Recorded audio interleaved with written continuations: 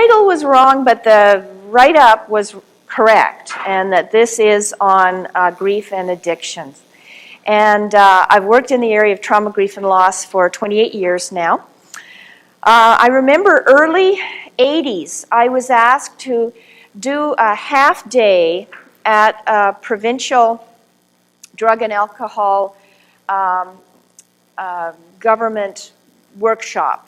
There was one speaker in the afternoon, and I was in the morning. And when I arrived, I started in the lobby of the hotel hearing some grumbling. Don't we have enough to deal with without having to add grief and loss to it? Like, geez, addiction is hard enough without bringing something else in. And I heard this over and over again.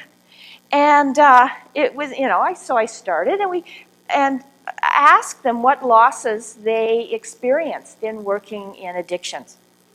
And for, probably a minute, people were shrugging and then slowly it started coming. And of course, losses in themselves, in their desires for healing for the people they're working with when that doesn't come to pass. The losses that they realize that so many addicts often started that addictive behavior after an unresolved loss. Or the losses that are brought about by the addiction itself. And I had to finally stop them because I said, hey, we've got to get on to other issues here and other strategies. But of course, now I don't have to do that because you all know that there's so much loss. My definition of loss is any experience that restricts us. And that can be as concrete as a death, as a chronic illness, and it can be as nebulous as the shattering of a dream or expectation. And just because it's nebulous doesn't mean it will be grieved easier or it won't take as long. It might be even more difficult because it's often some of the nebulous losses that are disenfranchised by our society. We say, you shouldn't be grieving for that. Like just grieving for your friend alcohol or drug is not okay. And yet, I find in the work I do with people, if it's not honored, that yes, it was a coping mechanism that was very hurtful, and yet it was a big part of my life, and we're not grieving that consciously, it's very hard to disengage completely and move on. So I don't work in a addiction treatment program. I work in private practice and I teach at universities and seminaries. But I find that many people come to me with trauma, with loss in their lives, and after they start to feel some healing, they are then able to admit for the first time they have an addiction. And I then can refer on, I can work with them in conjunction with other programs. But I find often it's when people do get a sense of hope for the first time or feel that they have some resources or they could work through to some extent, that they're then willing to admit something which has been blatant in their lives for years, but they wouldn't talk about. So in the short time we have, I'd like to present some of my models for working with grief and hope that they'll be useful for you in your work and some of the concepts and issues. I'm sure you know a lot about the grieving process, but I want to talk about some of the models that I use. And I want to start with a short exercise. So I invite you to close your eyes or to look down. I'm just going to ask you to think about something and then to write a word or a couple of words on that little piece of paper that you all have. Anybody not have a little piece of paper? Because every table hopefully does. Okay. Thank you. Okay, if you could close your eyes, turn inward, and I'd like you to bring your attention to distress, to a pain, to a grief that you are carrying right now around addiction. Maybe it's a client you're working with who is having great difficulty. Maybe it's someone in your personal life. Maybe it's an unresolved experience of loss in your own life around addiction. But something that is distressing to you, is painful. And I'd like you to just focus on it and get a sense where that is in your body.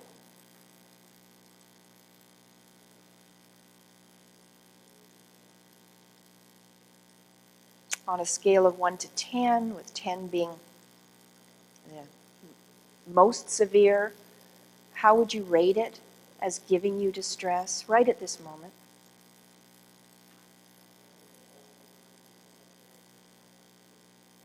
And now I'd like you to shift your focus and think of a symbol of support, of comfort, or of guidance.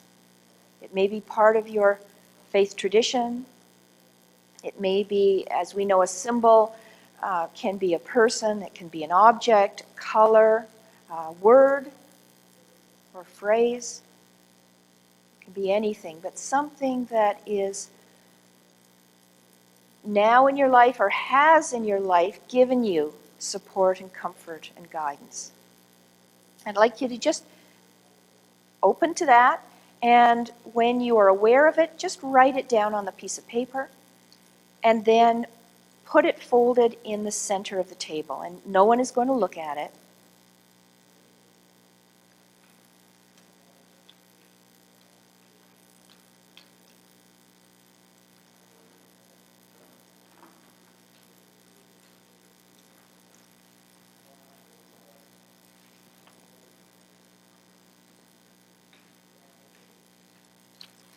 And after you've done that, just sit back with your eyes closed or looking down and revisit that distress, that pain. Put your awareness back on it. Just see if there's any change. And what would you rate it at now out of 10?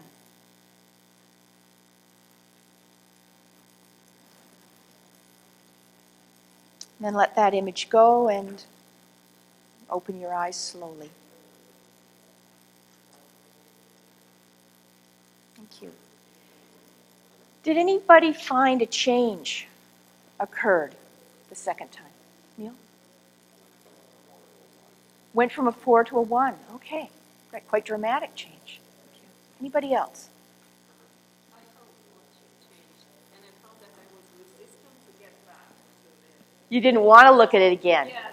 Yeah. Exactly. So it was really mild, and I didn't want to go any further. Uh-huh. I sensed it down there. Yeah, okay. But it was mild when you went back to it? Okay. Okay, anybody else? Yep. It what? You moved deeper into it? No? Yes? Uh-huh. Oh, your level of anxiety was lower. Okay, thank you. Okay. Did anybody find that it went the other way? Because some people say to me, what I realized is once I've opened to my symbol of comfort, it gives me the courage to deal with it. I've been avoiding it. I have not wanted to go to it. And so it actually is more in my face, and yet now I think I can do something. Some of you may have found nothing happened, and it doesn't with everybody. But I just want to say I work a lot with symbols because symbols are so powerful. You know, if we see a heart-shaped box and it's beginning of February, we're probably going to think love. And yet, if our best friend is waiting for open heart surgery and we don't think she's going to make it, we see that box and we don't think love. You know, and our anxiety is high. And so I know that with the strategies I have, if somebody has a symbol for their addiction, for their loss, for themselves, that is really dysfunctional, that is really restrictive, then I can't do anything to help them shift while they're holding that. Because that's their truth, and they won't let it go. And so what I try to do, rather than ripping that one away, is help them find other symbols that are healthier, other symbols that are more empowering. And I really trust that as they live into those new symbols, then when a choice point comes and they're you know, what do I do to protect myself or give myself comfort? that they will start to use the healthy one. Because it is freeing, it is empowering. So I find I work a lot with symbols, and as a therapist for myself, I want to make sure that I have symbols that are living for me, that are working for me. And ones that have worked in the past may not be still alive. And yet, out of habit, I keep them going. So symbols, same thing with affirmations. I try to help people find affirmations that are true for them. But I never give an affirmation, because if I myself come to, when one door closes, another opens, and that has deep meaning for me, and it is freeing and empowering, that's great. But if then I take my beautiful symbol and I say, David, I want to give you a present. When one door closes, another opens, well, I better jump back fast because he can punch me out. It twists and turns and becomes a rationalization, a minimizer, if it's given to someone else. So I invite people to look for, to find affirmations that would be supportive for them. I'm really clear with people that I'm not in the cure business. I want to be one of their healing resources.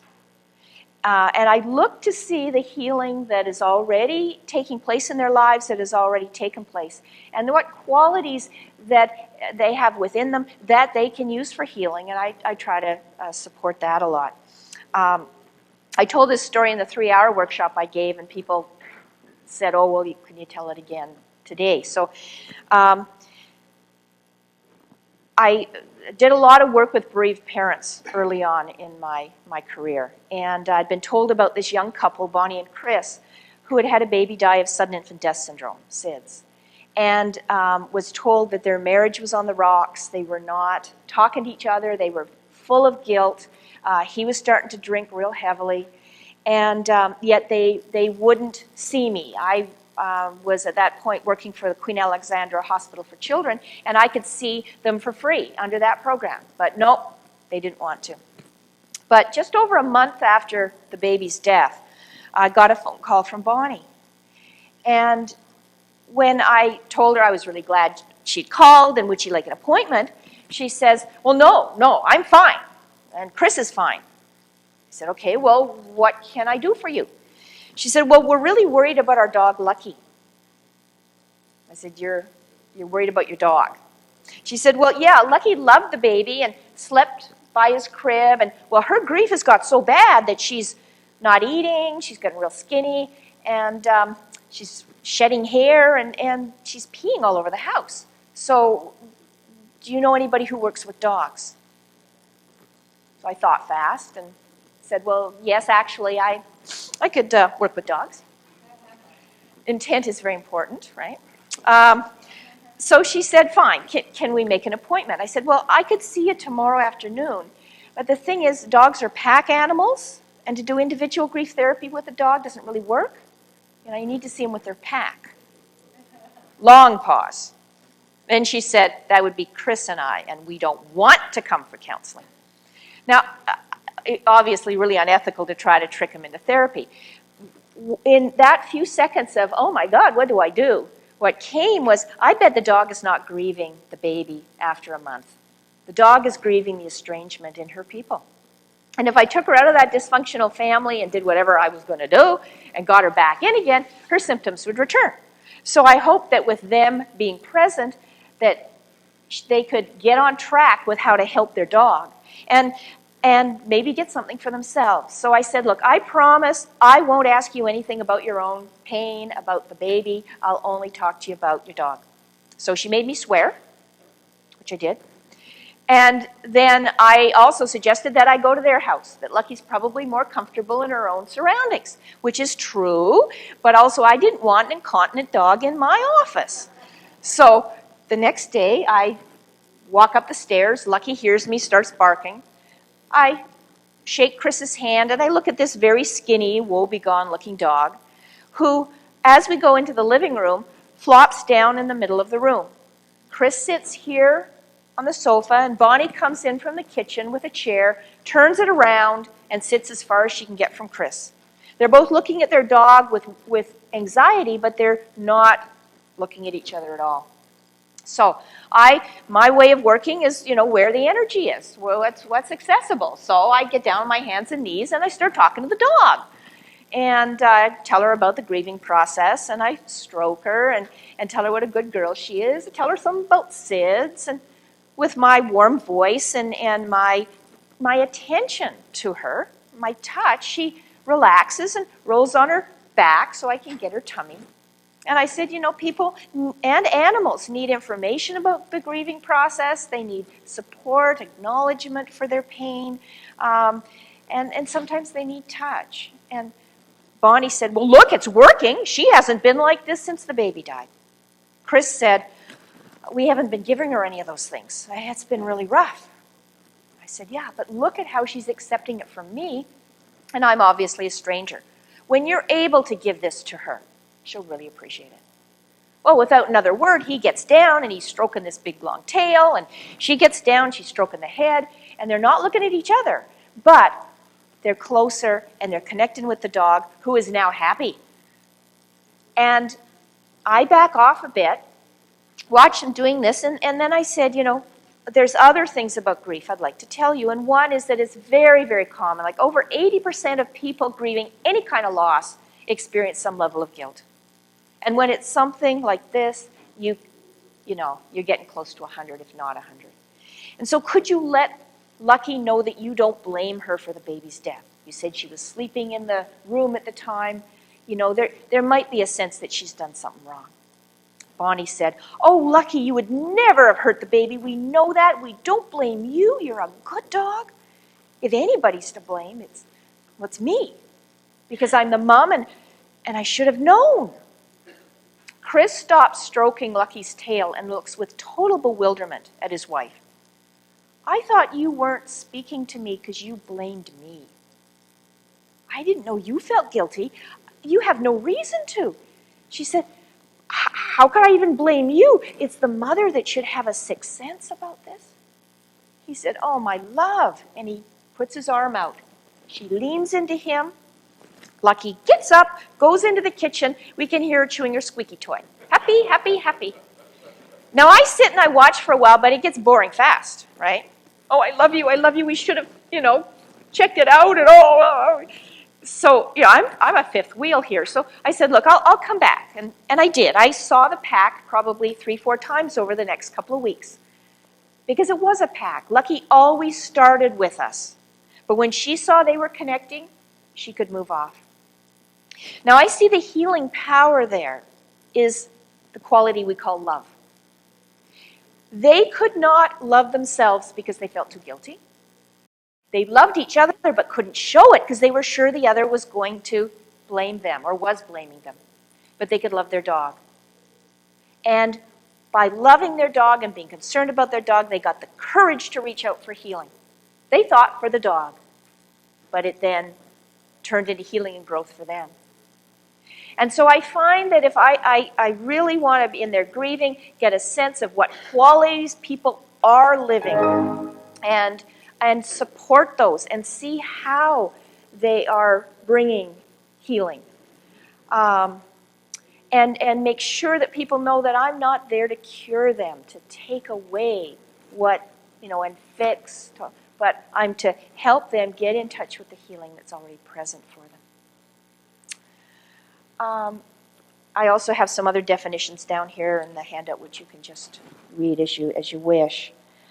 The grieving process for me is not a series of stages or phases or anything like that. It's a spider web. It's a spider web of meanings and implications. And when somebody is grieving, the implication that they are first in touch with is probably the one that's most important at that moment. Sometimes it's also the safest one to deal with. So somebody may say, when told that their partner has died in a car accident, that means we don't go to the movie tonight. And you think, what kind of relationship do you have? But what they're not able to say is, oh my God, I'm grieving the interpersonal implication of this loss. But that's what they're grieving. That bond, that connection is shattered. So I listen to the words and I listen to what implications and want to support that. I worked with a group of counselors from Veterans Affairs who some years ago who were saying it's so hard. It's mostly widows we're working with, and we want to tell them their benefits. And we come in and we're trying to deal with the finances, and they're always trying to pull us away to memories or come and see his garden or whatever. And I say, okay, you're fighting implications here. Your implication is financial. That's what's most important. Theirs is something else. Maybe it's intrapersonal. Maybe it's interpersonal. Maybe it's a change in role or status or something that needs to be heard and honored. And I betcha if you give them a few minutes and honor the implication they're grieving, they will then very kindly move over to yours. And I was lucky enough to see this group 6 months later and asked, okay, how was it? And they said, works like a charm. Yeah, you've got to support the healing energy, and it's around a particular implication that the person's experiencing. The thing often I find, particularly with people with addiction, is there's a normal process that happens when we first hear about a loss. It's called emotional anesthetic. And we numb out, we space out, we may dissociate. And it's protective. If the full impact of a loss hits us all at once, it's emotional and physical overload. And so we have this real wonderful wisdom that just spaces us out. But people don't realize that's normal and they're scared of it. Or they don't even know it's there and immediately reach for medication or drugs or alcohol or something to try to do the same job. But it doesn't do the job as well.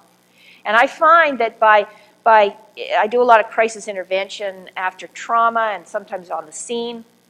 And if I'm working with someone and I see them space out, and I'll go, great, I'm glad that can happen.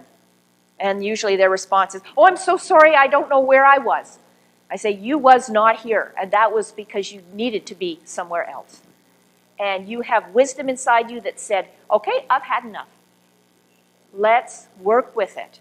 And sometimes that means working with it by saying, do you need more physical space? Do you need to be sitting further from me? Some of the adolescents I work with, I kick my secretary out of her office and I phone them in mine. And we talk for an hour and they share all sorts of things. But if I'm in the same room with them, they're sitting there like this. And they're not going to share. So that emotional anesthetic, supporting the need for distance or closeness, but also when I see it, saying, okay, this is telling us something. So we grieve for meanings and implications. Some may not come up for years down the road.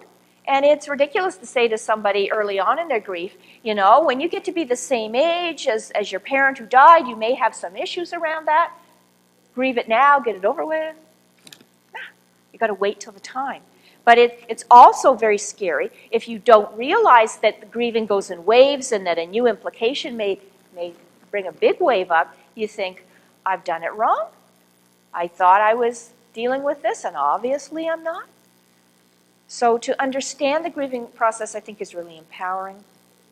Kendoka, I'm galloping because we don't have a lot of time, but slow me down if you need to or ask a question or make a comment.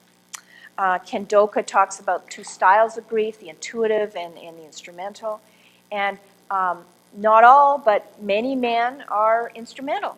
They find that their grieving goes better by not talking about it a lot, by not sharing their emotions, but by doing something productive, something meaningful. And while they're doing that, their thoughts and issues and feelings are coming up and being sorted through. If there's somebody else there who they can mention something to briefly, that's great. But the intuitive griever, who's often women, not always, does not find it helpful to be in the early days of their grief to be doing things because it takes them away from their issues and their processing. And so the classic scenario I get is the woman sitting in the living room, crying her eyes out, Kleenex all over the place, and feeling like she's moving through it. But he doesn't love me because he's in the basement building something.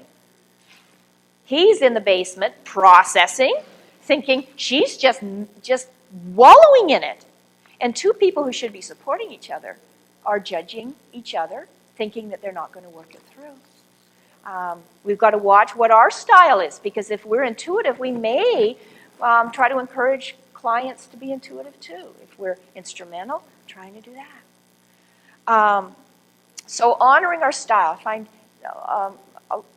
a lot of the people I work with, particularly people with addictions, just don't have a clarified style of grieving. They don't, they've kind of bumbled into it, as most people do, from looking at the people who were important in their lives as they're growing up.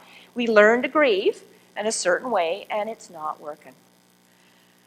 On your handout, and do people at the back have a handout? No, you don't. Okay. Well, I'll give you the ones we have. Maybe a couple of people can share. Oh, and here's the trauma thing, too. There's only a couple more of those. Oh, good. Okay. Early on, people started asking me, how do I know when I'm psychologically ready to make a major change after experiencing a loss? And I didn't have the slightest idea. So I started watching, because I couldn't find anything in the literature. Sometimes the literature would say, don't do anything big for a year. I think, why a year? Well, it's a good number, right? A year. Or do it right away, get it over with. So I started to realize it had a lot to do with what's happening with somebody's energy. And by energy, I just mean that force that allows us to be and think and do. Real basic stuff. So some of us have large energy circles. Some of us have small ones. But if you look on the handout, the one on the left is often what someone experiences when they first hear of a loss, or it first really impacts on them. That most of their energy, the black, is going into grieving or readjustment. They're eating, breathing, sleeping their loss. A small portion, the gray, is survival functions. So they can do some things, but they usually need a lot of help. Some people have even less of that and need to be put on respirators. They can't even breathe on their own. They're so much in shock. But as time goes on and we deal with different implications, and the thing with the spider web theory is that I can be walking along the financial one for a while, then move over to really working with the change in my role in my family, and then at some point find I'm walking the financial again. And it doesn't mean I've regressed or I didn't do it right. It's that obviously you don't just deal with one issue in our life and say, oh, that's gone now. But people get nervous. They say, I'm doing it wrong. Excuse me. The other thing, if somebody give me some water, that would be wonderful. Thanks, David. The other thing is that we obviously revisit the same emotions, because we don't just do an emotion at one time. And yet many people have in their mind that when you're grieving, you go through the anger. And then you go through depression. And that's the way you do it. And then here I'm back to anger. I said, no, you're not back to anger. You're ahead to anger. So what are you angry about now? What's the issue you're dealing with now? At some point, as we move through, we get to the second circle, where all the energy we need for survival is intact. But we've still got a lot of energy going into grieving and adjustment. And this is where I find more people come for counseling, thank you, than any other place. Because they say, I feel worse now than I did a few weeks or months ago. This is also where I think a number of people really start to abuse substances, because they start to feel some despair. Isn't it ever going to end? It just seems to be getting worse. And it's actually not worse. And when I draw the circles and help them see where they are, they say, it looks like I'm moving forward. Why do I feel worse now than I did a month ago? I said, because you kept having that emotional anesthetic then. You don't need it now. Your system is able to, it has the resources, it has enough survival energy to be able to deal with things. And so this is positive. You feel worse because you're able to monitor yourself. You can think of your issues more clearly. Oh, okay. So I am moving forward. I thought I was regressing. I was starting to feel some shame. Yes, sure. I'm sorry. I do research in bereavement. I was surprised, not surprised, but what strikes me, many people say that over the years they feel like the group is a roller coaster, so it comes, Yes. and then you hit the deepest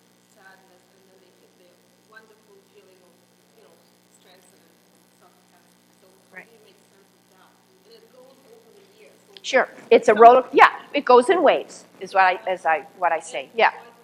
Well, I think it's because it's waves of implications.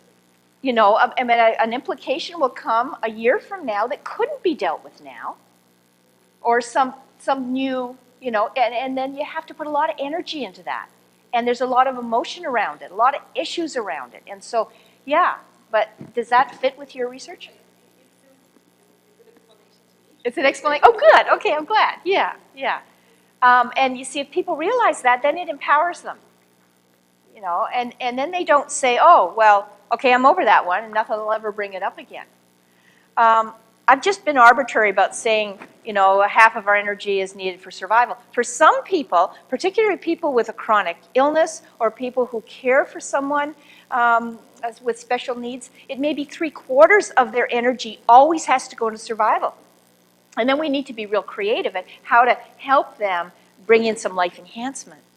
And in A Path Through Loss, I talk about a strategy to do that. But at some point, some life enhancement comes in. And many people say it happens almost overnight. They wake up one morning feeling some lightness. I had actually one client come into me, and she was really in rough shape, but she'd made quite a bit of progress. And one day said, and I knew there was life enhancement, she says, this was 24, nearly 24 years ago. She said, "You're pregnant." I said, "Yeah, I'm 8.5 months pregnant." "Ha!" She said, "You just start showing?" I said, "No." She says, "Did I know you were pregnant?" I said, "Remember the first session where I told you and when I'd be stopping my "Oh yeah, I kind of, how come I said, "Because that's life enhancement stuff. And you weren't ready for that."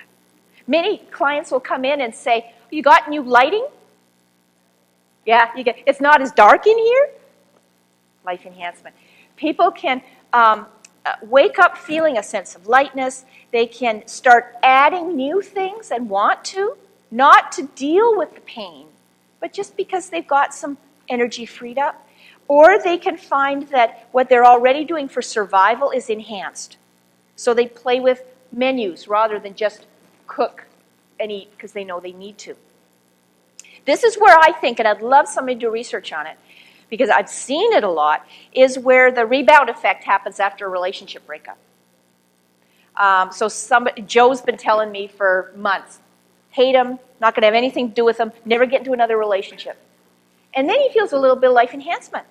And he feels some lightness, and the birds are singing, and he looks out the window, and instead of looking out the window and saying, "Oh, bah, humbug, it's beautiful, but there's, pain in the world," he looks out and he just says, "Wow, isn't it beautiful?" Takes the dog for a walk, meets someone walking their dog, they smile at each other, and he feels something. And he says, "True love. I haven't been feeling anything for months." They get into a relationship which isn't based on anything healthy, and the first time he has to commit or really work on it, he doesn't have the energy for it. And he's, "I'm out of here. Burned again." You probably know people who've done that. They take the little bit of energy in life enhancement and they just use it up, and then they feel more depressed, more discouraged. There was glimmer, and as time goes on, people may get to a place that kind of looks like the fourth one. Although again, people with ongoing issues, and I can see, you're in recovery, you're still putting a lot of energy into dealing with that. It may be 3/4 of your energy needs to go into the survival stuff. But that you still always have a little bit of energy going for grief. And that's what, again, gets larger at those times that are significant in some way, or issues that come up. But when people say to me, "I want it to be that nothing will trigger this loss off again," I'll say, "Well, die." I mean, nothing short of that is going to do it, because you're a human being. And in fact, it can be bittersweet to have that energy suddenly moving more into memories, into certain feelings. You may see your daughter walking down the aisle and really wish that her natural dad was there, And that can bring you closer in that memory. And if you know that beforehand, maybe she can be wearing something that represents him. Like you can do something to honor that surge of grief and not see it as something negative. So when I'm trying to help people make decisions, if they're changing jobs, if they're changing treatment programs, if they're changing relationships, schooling, whatever it is, it takes a lot of energy, not just physical, but mental and emotional and spiritual energy to make a transition. And as we know from the research that Van Gennep did on ritual, is that when we're moving from one state to another, one status to another, we move into a liminal place for a bit, a place of vacuum, a place that we don't know how to be in. We're no longer totally one thing, and we're not yet the new, and that's scary. We could lose ourselves. We could lose who we are. And so we need something to support us at that point. And it takes a lot of energy, and we hopefully have a community that supports. But if I try to do that in the first two circles, my energy is going to be pulled from grieving, and I'm not going to heal well, or it's going to be pulled from survival, and I find I won't be able to do what I had been, and that really affects my self-esteem and self-image. If I wait till I have, in the third one, a bit of life enhancement energy, I've just been feeling a bit of lightness, and all of a sudden it's gone. And boy, am I discouraged. I'm going to do anything I can to try to get that back. And hey, that drink could do it. It's best to wait sometime between the third and fourth circle. For some people, that means a few days, for some weeks, for some months, and for some years. But I find that what people are more concerned about is getting stuck. So if they have a sense of movement, they have a sense that, yeah, I'm going back and forth, but I'm dealing with things, that's empowering. And then the person doesn't have as difficult a time, that it's taking a while. The other thing is, if they realize, look, I need to be doing this soon, then how do I intentionally give up or delegate some of my survival functions? I found that's very empowering for people who would say, okay, I'm going to change some of my roles to free up some energy so I can do this. And then they're working with it. Any comments or questions? Does that fit in your working with people? Yeah? Okay. Okay. There's been some research on this. I want some more done, but the research so far says, yeah, it's working. Okay.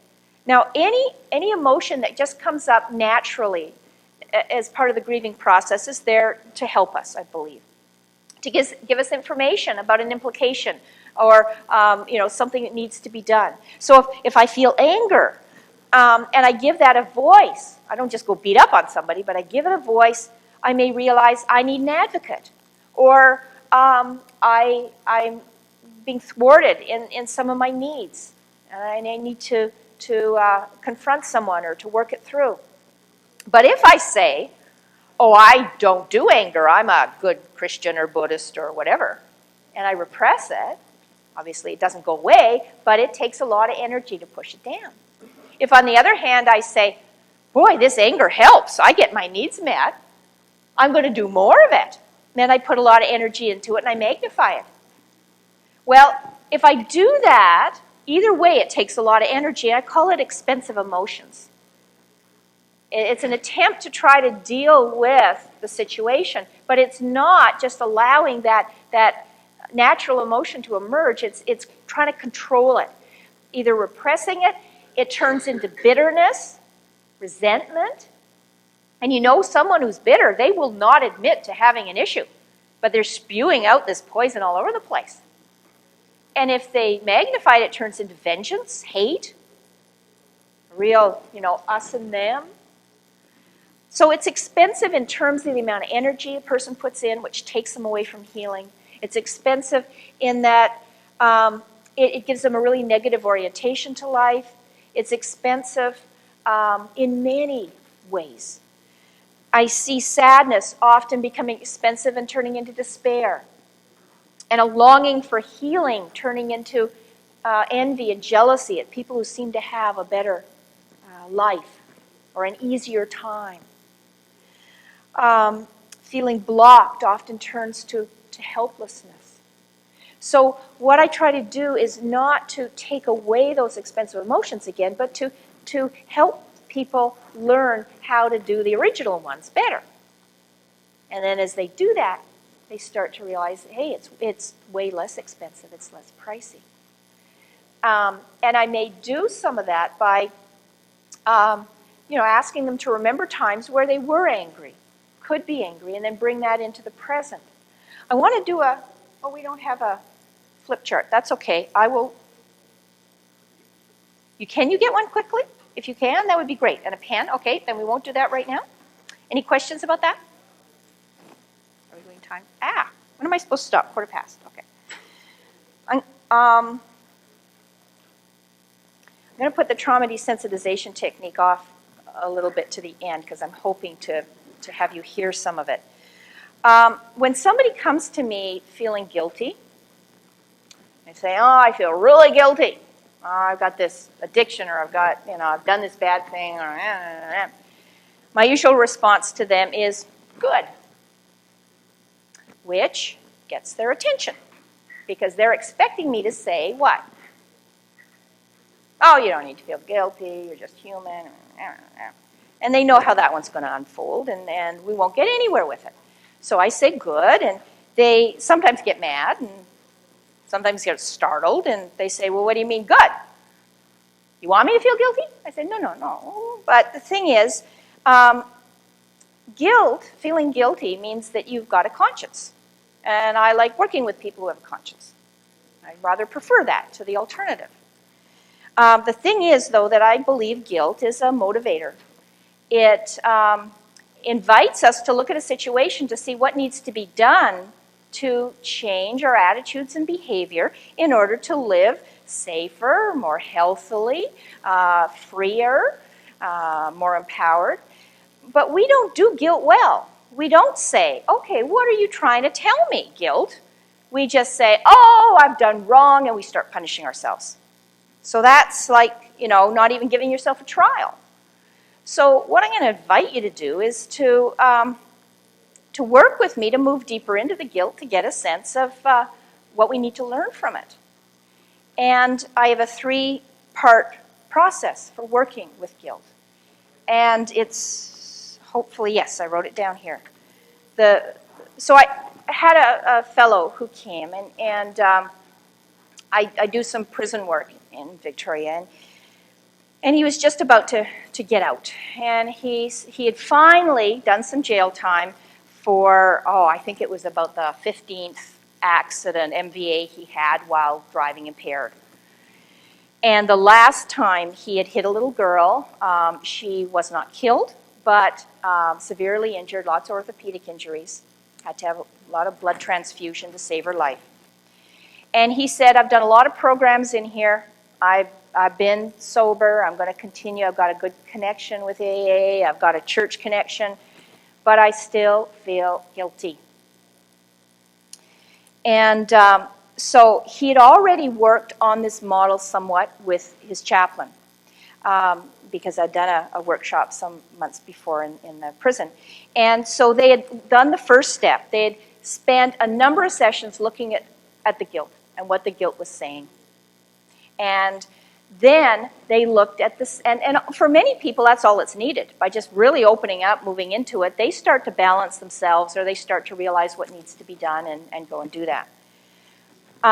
He looked at the second step, which is re-education or education. What do you need in order to live in a healthier, better way? He said, well, I'm AA, and I've done assertiveness programs, and I've done communication skills. I've done a number of things which I know are going to help me with that.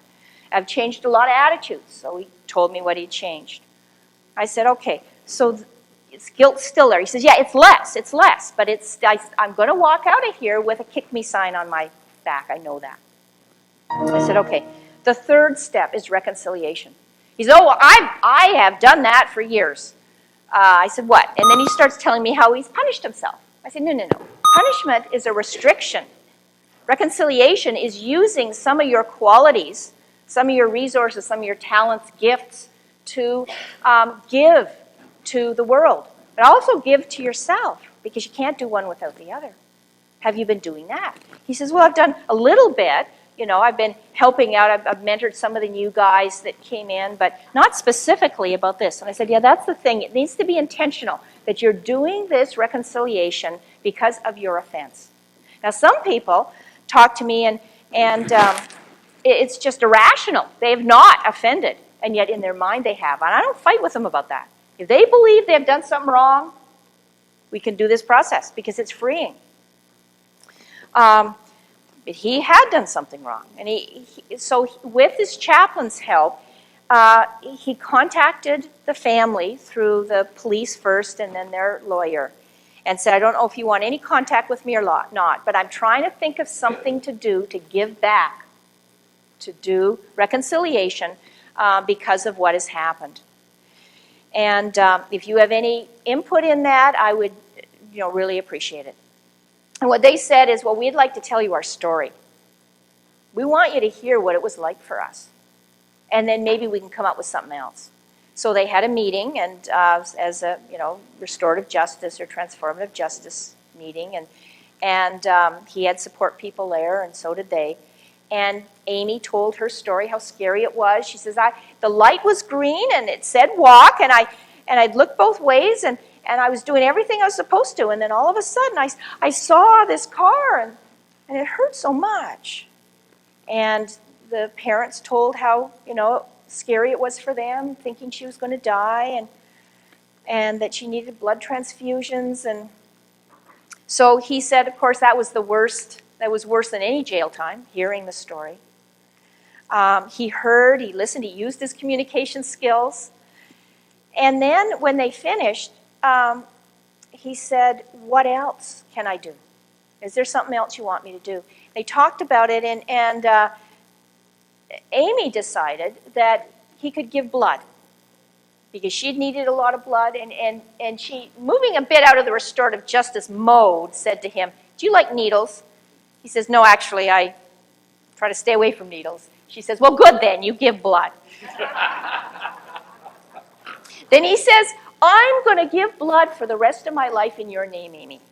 The chaplain was wise enough to say, whoops, that reconciliation is going to turn into punishment pretty fast if it becomes a should like that. What's a symbolic time? Well, they worked on that together and decided 9 months. 10 times he would give blood because she was 10 years old, and she says, and double digits are important. If you know kids who have come to that, yes, it's very important to suddenly be 10. So once he was released from prison, he gave blood 10 times, and then he wrote a letter, sent it to the lawyer, and they gave it to the family, and he said, Amy, I have done what I said I would do for you. My guilt feels much less. I thank you for that. Again, I'm so sorry for what I've done for you. But I'm going to keep giving blood, and I'm not going to give it for you anymore.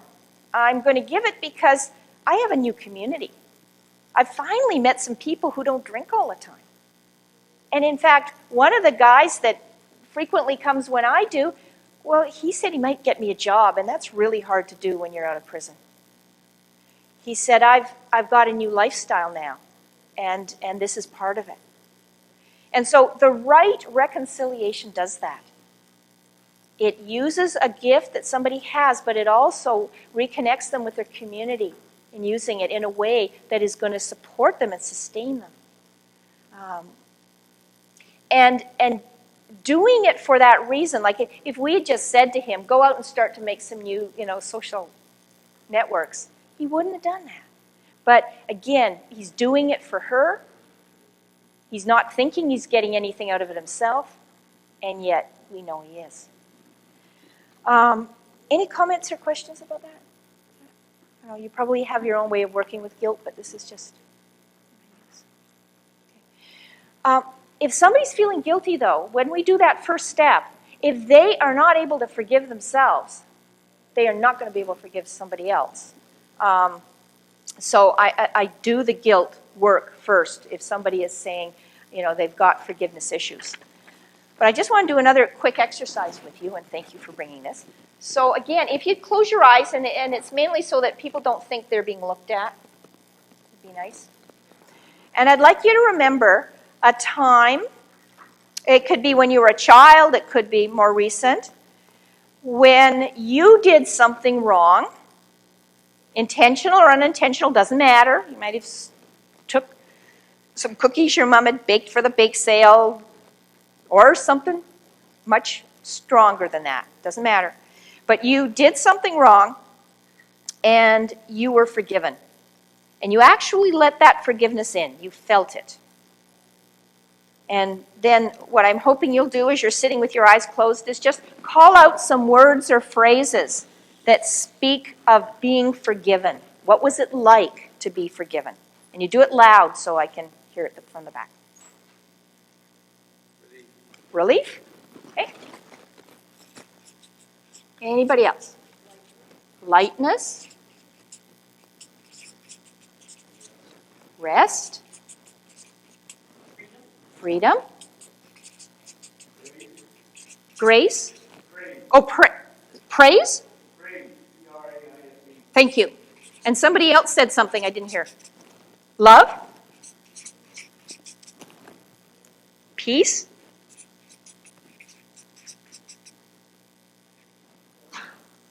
Sorry? Anybody else? Gratitude? Okay. Now shift over, still with your eyes closed, and remember a time where somebody wronged you.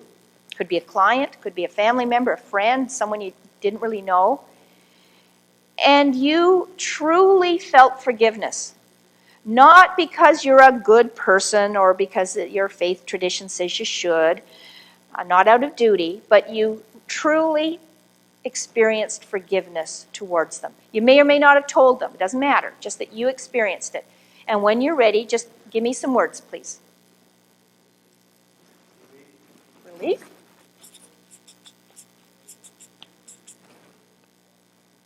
Release? Calm, okay. Calm. Enjoyment. Somebody else said something? Peace? What's it like to feel forgiveness? Reconnection. Compassion, somebody said. Freedom. Okay, so now slowly open your eyes when you're ready. And imagine somebody came into this room now and asked what we were doing. And we told them that one side is the experience of forgiving and the other is the experience of being forgiven. What would they say? Yeah, they're the same. Which is which?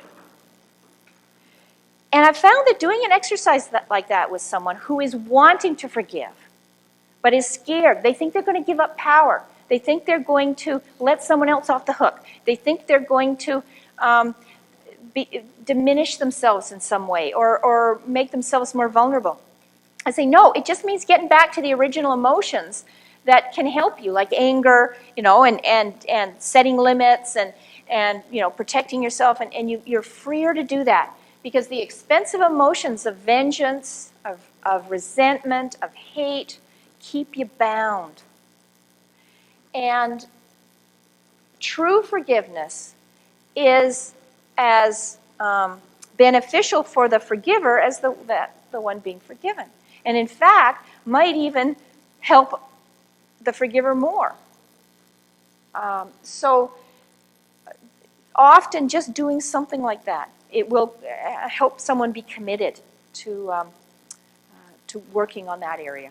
A lot of the people I work with are holding on to grudges, resentments, or are actively in a vengeful mode because of abuse that's happened in their past or whatever. Yes? Is it not possible that the same principle applies to grief? You can articulate them as well as guilt here? Yeah. You can articulate them and help to get it out of you? Yeah, that's what I believe. Yeah. And yet, keeping in mind the instrumental intuitive styles, some people who are in instrumental style, it doesn't help to tell me all of that stuff. You know, they may do that in other ways, maybe through journaling or discussing with themselves or whatever. Are you part of the program Reshare? Yes. I went through it twice. Yeah. And to me, just because you come like a little group of similar problems. Yeah. And, To support each other. It just seems like you open up. Yeah. You're sharing things Yeah. that most of us in the broader society, whether the church or wherever we are, Yeah. people, how are you? Right. Yeah. You know, so Right. artificial. Yeah. I mean well, but it's so artificial. Sure. So to move past that. So do you find that just life helps you to articulate your issues? Well, I think so. Yeah, okay. So you're an intuitive griever. And so that's your style, and that is helpful for you. That's great. Okay, I'm going to find out something. Yeah, so that's your style, and you got to honor that style. Yeah. And yet someone else who isn't, it doesn't help in that way. But there's other ways to do it. Yeah. Nancy, what's been your experience with someone that is experiencing tremendous, or what in their intense guilt, and they are in a situation where the other person is not going to forgive them? Right. Oh, yeah. Because there's that. What's been your Yeah, that experience in using happens a this lot. Okay. model? The wonderful thing about this, the question was, what happens when somebody wants to, ask for forgiveness and the other person will not forgive them? That happens frequently. You don't need it. You don't need it. Because if you go through the process and you do something in that person's name, even though they're rejecting it, so it can't be done, directly to them, but it still has that energy shift. So you really then are coming to intentionality. Exactly. Coming back then Yep. to, Yep. it's okay if the other person does not forgive That's you, right. but by your intention and your behavior. Yeah. And to carry on. If the game is authentic. Sure, because what you're doing in that working through guilt process is you're owning your responsibility, but you're also giving them theirs. And if they're choosing not to forgive you, you can feel sad about that. But if you're still got the expensive emotions, you're bound to them and you can't shift. So there would still need to be work done around the first step. If you Yeah. couldn't let go. Yeah, for sure. Lots of work around that, for sure. Yeah. Taking your responsibility, but no more than your responsibility. Yeah. They have their life. Set them free. Yeah. Did you, Neil? Could you translate that into a situation where someone is feeling guilty about causing another person's death? Right. No, the person's gone. Yes. And okay, actually one of the guys that I worked with in the prison, that scenario, we'd both been drinking. I don't know what I did, but when I came to myself, she's lying dead, and I know I strangled her. He'd done a lot of time for that.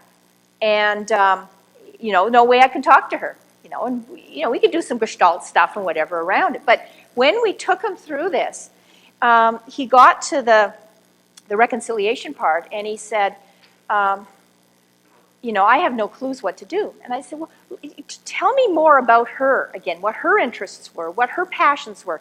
And he says, well, her mom had breast cancer and died of it. And she had just started doing some volunteer work for the Cancer Society. And then a light bulb went on, and he says, okay, if she knows, if she's in heaven somewhere looking down on me, she would be real pleased that I would do something for the Cancer Society. So he contacted them to see what can I do in prison, and they had him do some writing, stuff for them, and then he helped when he was out again. So you can do a specific penance in that way. Does that answer what you were? Yes, it does. It does. May I be? Sure, go for it. My mother died in a car accident. Mhm. Drinking driving when I was 16 years old.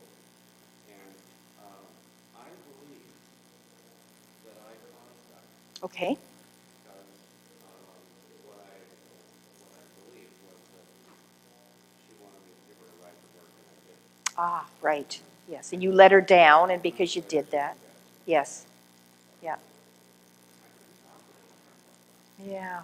Because they wanted to just say, oh, no, you didn't. Yeah. Right.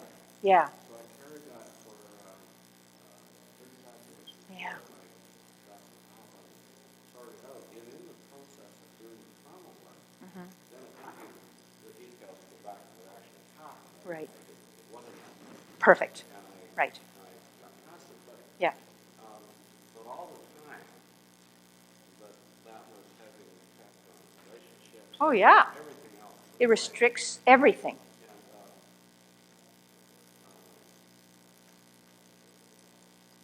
I can imagine that lots of people walking around with that kind of guilt or something. Absolutely. And it doesn't occur to them that it's just existential. It's just there. Right, It is. right, right. Because they haven't gone into it enough. And that's why that first part, because if he couldn't hear, he said he carried this guilt thinking he'd killed his mother for 35 years. And it wasn't until he started to work on it and really open it up, like doing that first step. What is it saying? What do you know, I keep saying, what else do you feel guilty about? What else do you feel, how is it affecting you? How is it affecting you spiritually, mentally, emotionally, physically? By getting into it, you start to see some truth and reality, and you realize, I didn't, or you realize, I did, but I can now do something to, make sure something like that doesn't happen again. So that's very powerful, that. But people do walk around and they feel this guilt come up. What do? I better drink something to stop that. But it was just that there's nothing to do because that's what it is. So, Yeah. like when my first marriage ended and we were both getting some counseling from the same Right. person to pick up the pieces, Yeah. I got a tremendous amount out of it. Yeah. And when I asked her how it was going for her, she said, well, I stopped. She was just trying to make me feel not guilty, and I am guilty, so what's the point? Yeah, and you see, I don't try to make people feel not guilty. That's the whole thing about this. I say, you feel guilty, you believe you're guilty, fine. I'm not going to fight you with that. We go, but do you want to be safer in this world? One woman came to me and she says, I killed my son. I didn't understand that 3-year-olds could climb fences. We just moved into this house. He climbed over and fell into the Thompson River, and we didn't find his body for 3 days. That was 30 years ago, she says, and I punished myself every day. And I asked her, how do you punish yourself? And she told me, and I said, it sounds like you're also punishing your family. How do they feel about this? Oh, they hate that I do this and that. And I said, okay, so you can choose to do something for yourself, but you are also got to realize that you are hurting your family. You're restricting them. They are being punished for your offense. Oh, I don't want to do that, she said. I said, okay, well, if you're willing and you want to work through this, then you can get to a place of reconciliation, and you can do that as much as you want, because that just enhances. And she then was with the program. So, yeah. Oh, shoot. We can't. We don't have time because people need to go. And I want to honor that. My trauma desensitization model, you have a handout about it, which talks about it. I have it also with a real client on a set of CDs, and there's information out there with my books at the back. But basically, the trauma desensitization model is the way I deal with intrusive thoughts and other things around post-traumatic stress disorder. And it's based on the well-known behavioral principle that you cannot maintain anxiety if you're concentrating. If you're focusing, your mind can't flit around, and the anxiety doesn't occur. And just from what you were just saying about actually going into it. So I ask people to tell me about their traumatic event, and I ask them a lot of questions to get them to focus. We did this actually in the 3-hour workshop a couple of days ago with someone who was still feeling some trauma about working with a particular client's incident. And she kept wanting to speed up and get past it, but then that develops a phobic response. So I kept slowing her down. Okay, and what did you notice then? And which hand did you reach out with? And what did you? And as she does that, you can actually see the person who starts off like this. I don't want to go near this thing. Have to think. I'm asking some silly questions. Some questions they haven't considered. Things like you say, I didn't realize that. And when I asked this woman who had been assaulted. She had the cash from her fast food outlet. She was the manager. And when I said to her, okay, you reached for the car door and then you heard the swish of the baseball bat, although you didn't know that's what it was at first. Which hand did you reach out with? She said, which hand? I said, yeah, which hand? And you could just see the, was. And as soon as that shift happens, that instead of her going, the trauma, to the trauma, she's got some power. And you can see the anxiety decrease. My right hand, yeah, my right hand, because I kind of turned to my left, and I just, out of the corner of my eye, saw that baseball bat. And so I just keep slowing the person down, slowing the person down. You don't do this in the first month or so after trauma. They need to vent. You do it when you know that they have post-traumatic stress disorder. I've done it with hundreds and hundreds of people. I usually do it at conferences to demonstrate it. We just don't have time. It's on the CD. But I know why it works. I use it instead of EMDR or anything like that because I think, well, I know why it works, and it's working, and you know, it's very simple, but we need to, there's a number of things in the handout about you need to be very present. You need to not be thinking in your own mind what's going on, because then you can lose it. And as soon as the the anxiety starts to escalate, you've got to just go back slightly, but then stay there and ask a lot of questions. And it's just remarkable how that shifts. And so I've done that. I work a lot with people with traumatic brain injury, who also have PTSD, who also often have an addiction issue, or even if they don't, are never allowed to drink again. And that suddenly is a big issue. And it works really well. It especially works well with perseveration. So if you work with people with traumatic brain injury who perseverate on the negative stuff, by doing something like this, they can shift over and they'll perseverate on positive, which helps a lot. Anyway, I realize we need to stop, but thank you very much. I'll be around for a while, although I have to go early because I hear there's a 3-hour wait for the ferry to get back to Victoria. My books are out there and the CD information. Thank you, thank you, thank you.